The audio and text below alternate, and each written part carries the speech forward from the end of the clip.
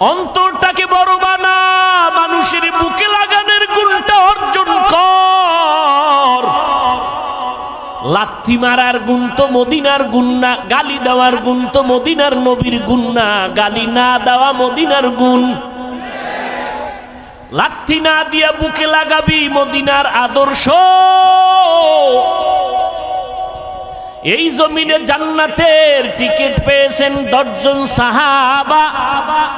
আবু বকর জান্নাতের টিকিট পেয়ে মরণ পর্যন্ত শুধু কান্নার আওয়াজ। আমি আল্লাহর আদালতে কেমনে দাঁড়াবো, কেমনে হিসাব দিব। ওমর কাঁদতেছেন, উসমান কাঁদতেছেন, ওই অন্ধকার কবরে আমি কেমনে একা থাকবো। হযরত আলী কাঁদতেছেন, রাতের